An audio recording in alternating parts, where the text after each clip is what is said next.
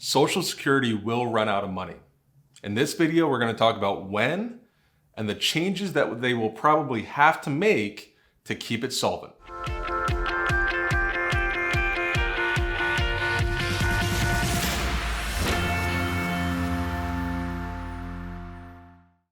Okay, so this is probably no news to you. I mean, we've been hearing about it for years, but as of right now, Social Security is set to run out of money. Now, the nice thing is we are still saving money up until 2022. All the way up until 2022, more money is going into the reserve than what's coming out. But because there's so many baby boomers retiring, and that wasn't expected when they set up Social Security, that changes in 2022. In 2022, we're set to hit $2.92 trillion. Now, you might say, wow, that's a lot of money, but not when you're paying out almost 100 million people in Social Security benefits. So at that point, that 2.92 trillion at current spending, that starts to go down. And by 2026, that number is almost cut in half.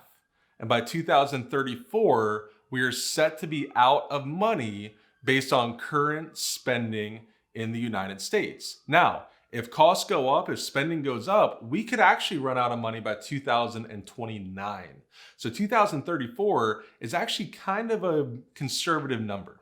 And I know 2034 sounds like a ways away, but it's really not that far away. That's only 15 years from now. So if you're 60 and you're planning on retiring, that means 75, Social Security's bound to be out of money. If you're 40 and 30, that's way scarier. So let's get into the 4 changes that they can and probably will make to keep Social Security solvent. The first one, and probably the most obvious, is full retirement age. When they first set up Social Security back in the 40s, does anyone want to guess what the full retirement age for Social Security was? It was 65. Now, do you want to guess what the average life expectancy was? It was 65. They basically said, if you live to this point, we're going to pay you out forever. Things have changed. Medicine's gotten better. Average life expectancy for a 64-year-old or for a 62-year-old is over 84. So things have changed. That's why this formula no longer works. So what they'll probably change is full retirement age. They've already done it. It was 65, and based on your year of birth, it can be all the way up to 67 now. I personally don't think it's going to change for somebody who's about 10 years away from retirement, but for somebody my age, the millennials, the Gen Z, I really think that you're going to see retirement age push back, full retirement age push back to about 70, maybe even 75 years old to try to keep this formula solvent. The next thing that they can and have changed is inflation adjustments. So right now, Social Security averages about 2.5% to 3% in inflation adjustments. Could be a little bit more, could be a little bit less. We've actually seen some years where there were no inflation adjustments on Social Security benefits. But that's a pretty easy thing to adjust because, people get it or they don't. There's nothing that they can really do about it. So if they just said, we're no longer going to give inflation adjustments, that would be a pretty easy way to make Social Security benefits last even longer. Now, what's the problem with that? Well, if you think back to the first year that you worked, so if it's in the 70s or the 60s, I bet you that you paid more in taxes this year than you made that year. Why? Because of inflation. A healthy economy needs inflation. If there is no inflation, we're in much bigger trouble than Social Security running out of money. So with inflation going up, if Social Security decides we're just not going to give that because we're going to run out of money, then your retirement plan could be in jeopardy.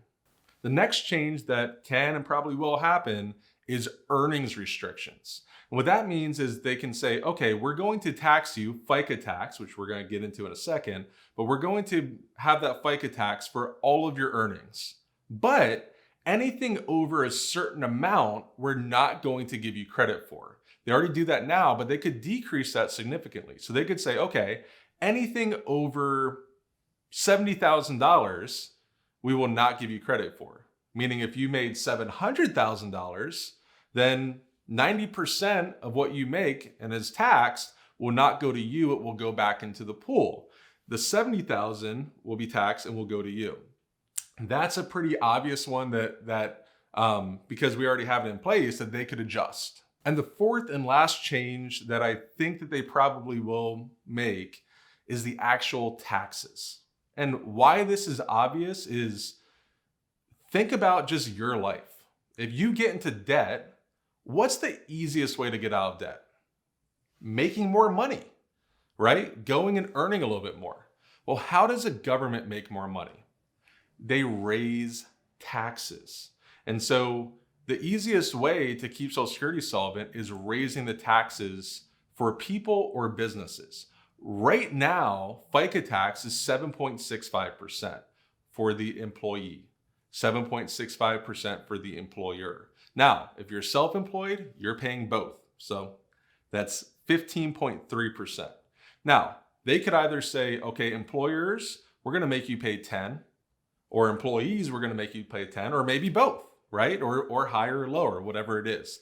That's probably the easiest way to raise more money, is obviously earning more income. Thank you so much for watching my video. If you want to see more, you can click here to subscribe, or you can click right here for a video that YouTube will think is best for you. It's their algorithm, don't blame me for it, but I hope you enjoy.